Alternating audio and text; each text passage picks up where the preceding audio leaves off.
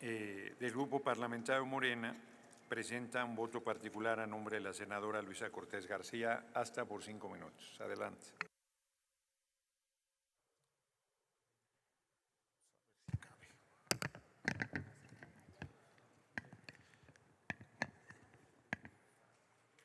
Queridos compañeros y compañeras, para mí el día de hoy venir a fijar postura, posición y además el voto particular representa la oportunidad de hacer una reflexión profunda sobre la vida de quienes fuimos parte de la historia de los ferrocarriles. Miren, yo soy hijo de un trabajador ferrocarrilero.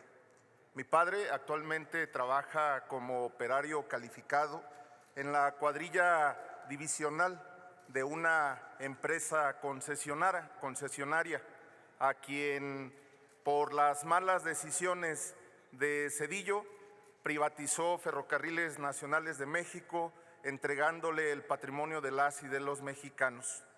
Y así como mi padre, hay muchos trabajadores, trabajadoras también, que hoy colaboran con las empresas concesionarias, porque no les quedó de otra, sino seguir coadyuvando, colaborando y construyendo futuro a favor de nuestra nación. De hecho, yo nací en un vagón del tren. Viví hasta los 16 años de mi vida en un vagón del tren. Mi padre, mi abuelo, mi bisabuelo y mi tatarabuelo fueron ferrocarrileros, así que hay una larga tradición de familia ferrocarrilera. Y en el año de 1998, y previo a la consolidación de esta reforma de entrega de los ferrocarriles a los privados, pues claro que las familias con mucha nostalgia, con profundo dolor, vivimos esta etapa. Yo era un niño y recuerdo claramente que había desesperación entre las familias ferrocarrileras porque veíamos pues que este sueño de muchos años se iba y se esfumaba. También debo decir que seguramente como muchas y como muchos de ustedes, viajamos en los trenes pasajeros y veníamos a la Ciudad de México en sus diferentes interconexiones para poder estar aquí en la ciudad. La realidad es que viajar en un tren pasajero era profundamente emocionante, aunque tardado. Pero debo decir que hoy la propuesta encabezada por la doctora Claudia Sheinbaum y retomada del presidente Andrés Manuel López Obrador, no solamente rescata lo histórico, sino también garantiza la posibilidad de que avancemos en la modernidad.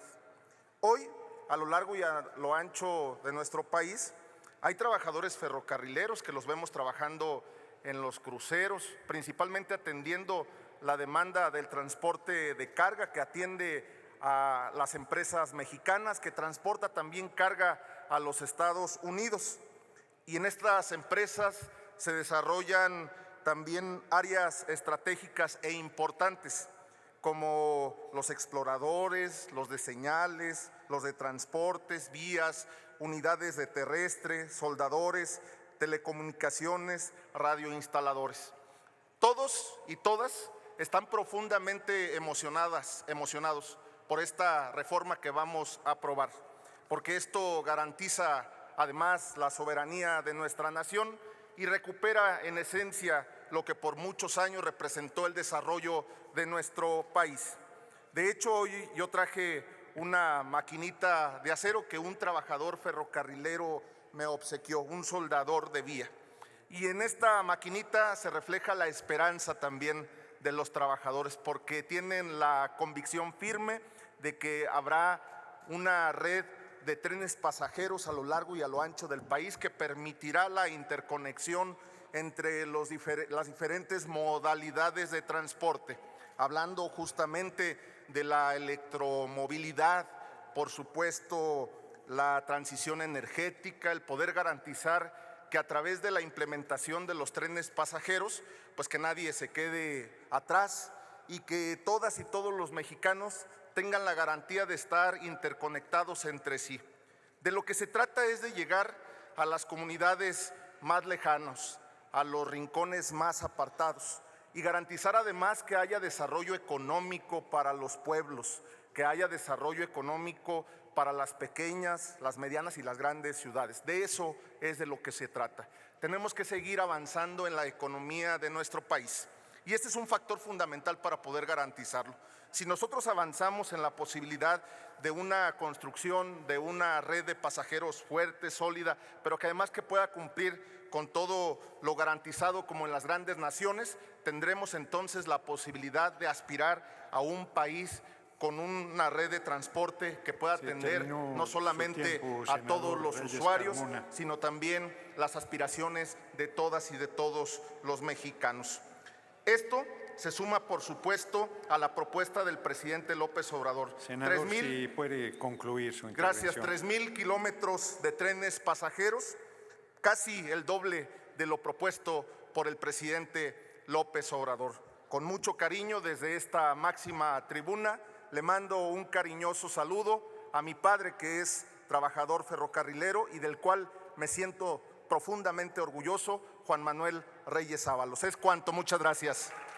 Gracias, senador Reyes Carmona. Tiene el uso de la palabra el senador Luis Alfonso Silva Romo, del Grupo Parlamentario del Partido Verde Ecologista de México, aunque los votos particulares son de cada senador y senadora. Tiene la palabra hasta por 5 minutos.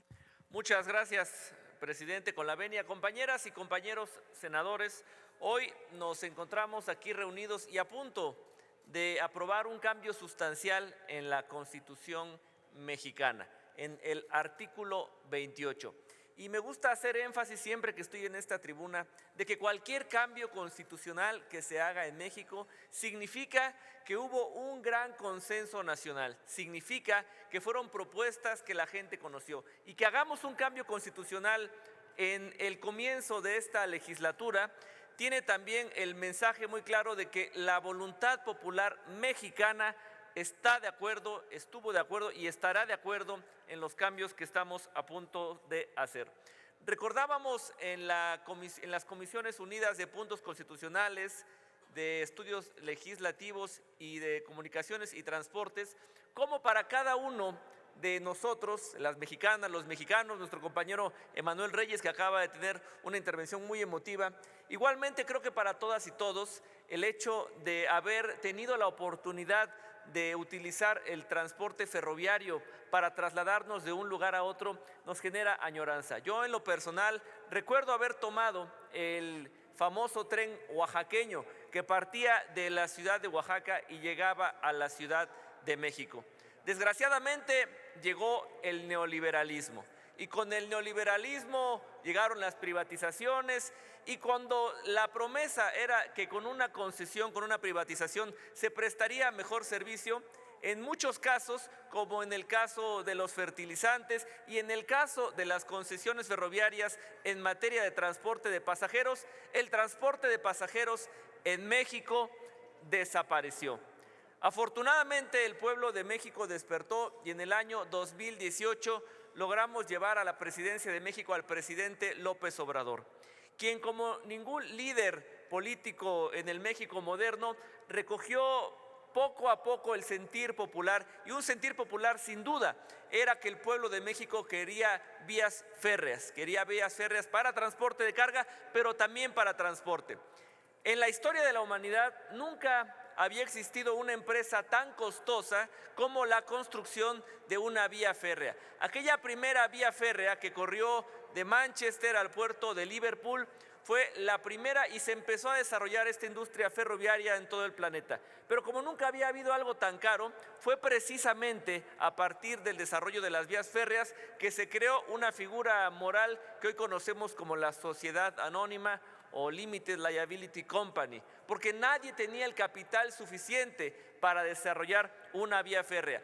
Esta infraestructura que comenzó desde el presidente Benito Juárez en México durante la triste etapa del neoliberalismo escapó del control del Estado mexicano y se fue a las manos de algunos cuantos particulares, quienes abandonaron sin duda esta modalidad de transporte de pasajeros. Y hoy, gracias a este cambio constitucional que ha propuesto el presidente López Obrador, vamos a declarar el transporte de pasajeros como una área prioritaria para el desarrollo nacional. Vamos a retomar por parte del Estado mexicano el derecho de utilizar las vías ferroviarias para prestar el servicio de transporte de pasajeros.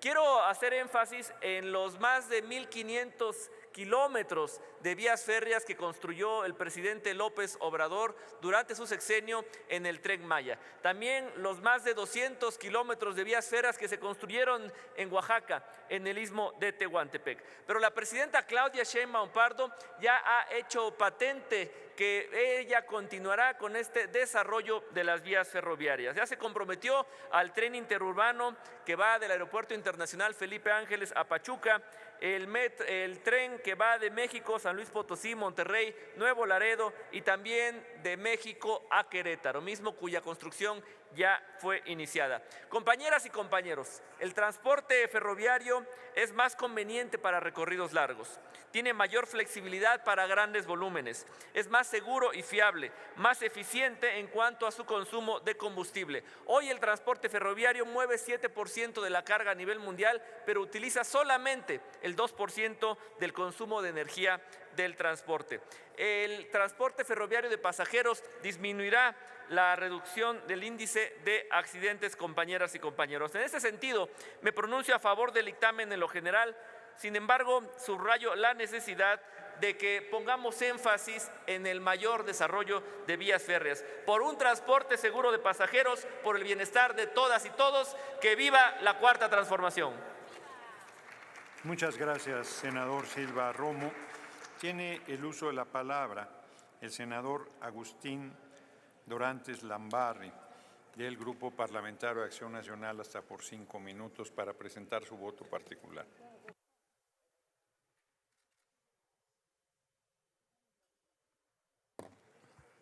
Con su venia, presidente.